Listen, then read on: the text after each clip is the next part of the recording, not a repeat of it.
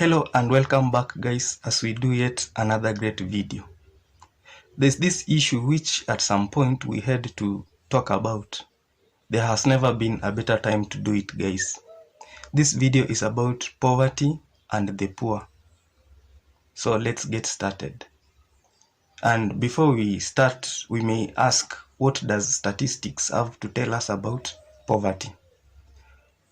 So according to recent estimates by the World Bank, 10% of the world's population, that is over 700 million people, are extreme poor in that they live at or below $2 a day. And with the COVID-19 pandemic, there's a fear that global poverty may actually increase by 8%, that is over 500 million people. That clearly is a big setback to the UN's Sustainable Development Goals to end poverty in all its forms by the year 2030. So back here home in Kenya, KNBS calculated the poverty headcount ratio at 36%, down from 46% in 2005. So what is poverty? My favorite definition for poverty is that used by the economist philosopher from India called Amartya Sen. So Sen defines poverty not just a lack of income, but not having capability to realize one's potential as a human. Personally, in the course of my studies, I can say that I studied with some of the most gifted students, not just in academics, but in other areas, such as sports. But unfortunately, in one way or the other, some were not able to proceed past primary level, and others never proceeded past high school. So these were some of the students who maybe they will do great for this society by exploiting their passions, their talents. So it's very unfortunate and it's a big waste to the society. So guys, we are asking, in whose hands are the poor safe? But before that, maybe we can ask it the other way around. In whose hands are the poor not safe? So the poor will not be safe in a society where the state seriously curtails freedom.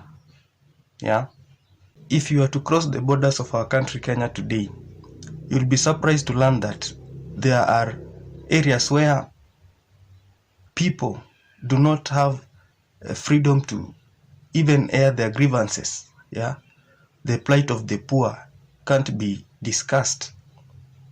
So it's no surprise that the monetarist Milton Friedman would warn that a society that puts equality before freedom gets neither, but a society that puts freedom before equality gets a high degree of both.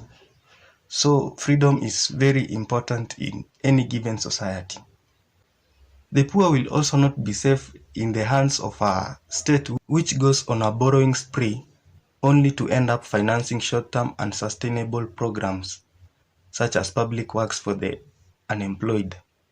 And unfortunately, the program ends prematurely due to the misappropriation of the funds by the officials who are entrusted to take care of the funds.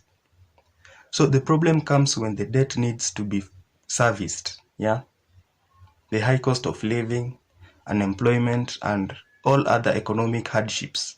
It is the poor who suffer the most. And by the way, guys, there are some estimates that poverty rate increased to 41% in 2020, up from 36% in 2015.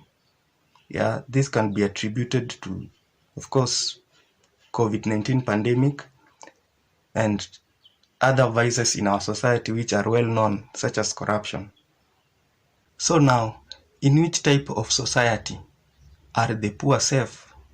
The poor are safe in the hands of a state which, one, promotes freedom. Remember the clamor for constitutional reforms which the regime of the time readily accepted, and it culminated in the promulgation of a new constitution in 2010. Yeah. The poor will also be safe if the state encourages entrepreneurship and innovation. You see, it is in 2007 when we see the launching of the M-Pesa. M-Pesa has over 40,000 agents. And with these measures, among other relevant measures, we see the poverty rate being recorded at 36% in 2015, down from 46% in 2005. So guys, for me, or at least by my standards, the poor are safe in the hands of a state which promotes freedom, encourages entrepreneurship and innovation, and also implements relevant or rather well-founded policy interventions, among other important variables to consider. So guys, in your view, in whose hands do you think the poor are safe?